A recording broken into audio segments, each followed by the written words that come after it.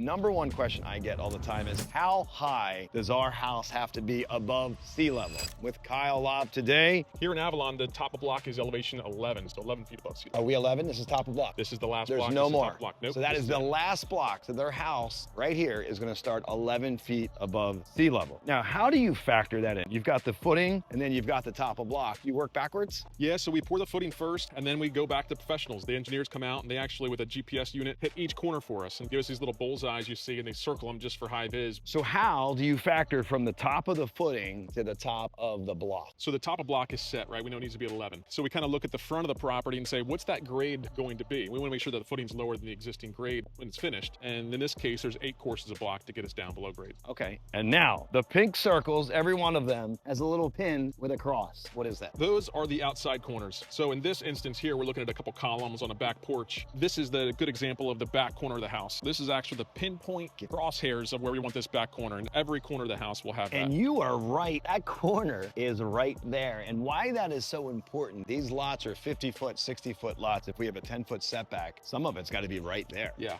So you start the foundation. What's next? This is a day one of the block work, right? So we're just kind of starting setting these corners, building up at the top of block. Over the next, I'd say 8 to 9 days, we'll be doing all this block work and getting up the top of block. At that point, we kind of take a rest. The engineers come out and they take a top shot of the entire foundation, make sure it's in the right spots, right elevation, and then the framers start. So we have about 2 weeks to get it looking like this to a finished, harged, completely finished foundation. And then your company will take a break on the project, the framers will come in, and then the first step when you come back, I'm assuming, is digging the pool. Yeah, we like to start in the back and work our way out. Yes, okay. The pool will be the next step. Well, that's the question. When are you going to be digging the pool?